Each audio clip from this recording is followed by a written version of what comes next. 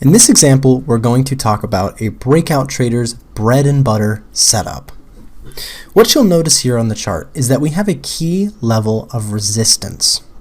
What that means is that price has come up to this level and historically fallen from it or been rejected as it comes back to the level. So each time sellers regain control and push the market back down. However, a breakout trader is going to look for opportunity when this key level breaks.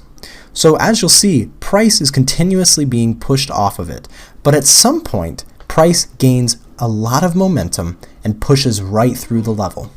So as a breakout trader, what we are going to do is we're going to patiently wait to see if this level gets broken. And if it does, we are going to join the trade in the hopes that we get a extended push away from that key level. So in this case, multiple times we rejected the level here, but on this attempt, what you'll see is that price pushed and continued to move. This is a momentum-based strategy. We are looking for continuation as a key level is broken. So for a breakout trade here, we would be looking to make an entry if price broke significantly upwards from our resistance level.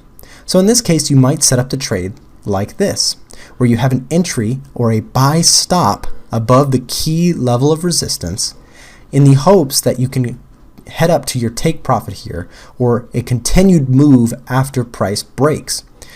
In this case, we'll also manage our risk by placing a stop loss underneath this resistance. If price falls back into the range, we are no longer interested in the trade because the momentum is no longer there. We are purely looking for momentum to continue to the upside so that we can make a profit if price continues to break out further. Our next strategy is going to be the moving average crossover strategy. This one is relatively simple and is the trend trader's bread and butter setup. So what we are looking for here is simply a moving average cross that will signify a potential move or trend change directions. So here we have a slower moving average, which is the red moving average. We're using the 20 period, and a faster moving average, which is the 10 period moving average. You can change these to anything, but really what matters is that you have one that is slower than the other. Your slower moving average is going to be more of your trend setter, whereas the faster moving average is going to be the momentum change.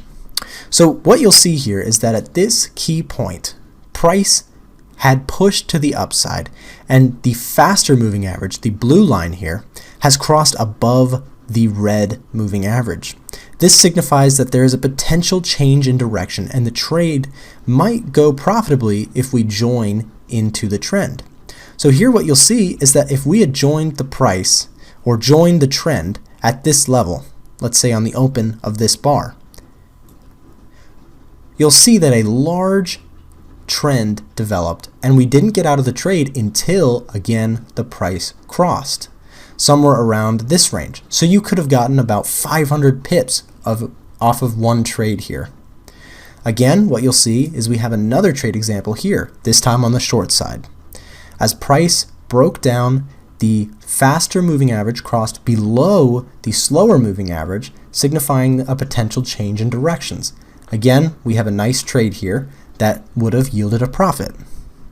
This takes advantage of the market's tendency to occasionally trend, causing long movements in one direction that traders can jump on and take advantage of large movers.